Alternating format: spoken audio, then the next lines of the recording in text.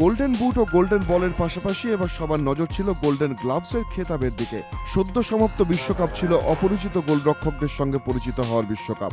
Ochoa, Bravo, নাভাস, Romero, team Howard একে অপরকে যেন ছাপিয়ে গেছেন প্রতিটি ম্যাচে। আর এই এক ঝাঁক গোলকিপারকে টপকে সেরা হয়ে গোল্ডেন গ্লাভস খেতাব ছিনিয়ে নিলেন ম্যানুয়েল নয়্যার। বদলে দিলেন গোলকিপিংয়ের কোচিং ম্যানুয়ালটাই। শুধু কি সেভ, বিপদের সময় গোল ছেড়ে বেরিয়ে এসে একের পর এক ক্লিয়ারেন্স, কখনো থ্রো করা।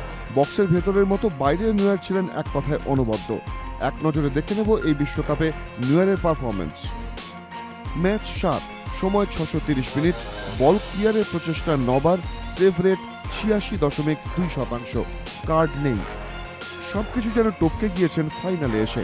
মেসি লাভেজ্জিদের আক্রমণের সামনে যখন বোয়েতাং হামেলসরা পরাস্ত হচ্ছেন, তখন জার্মান সমর্থকদের একটাই স্বস্তি ছিল, তাদের তিন কাঠির তলায় একজন নয়্যার আছেন, আর আছেন বলেই হয়তো আজ বিশ্বকাপ গেল বার্লিনে।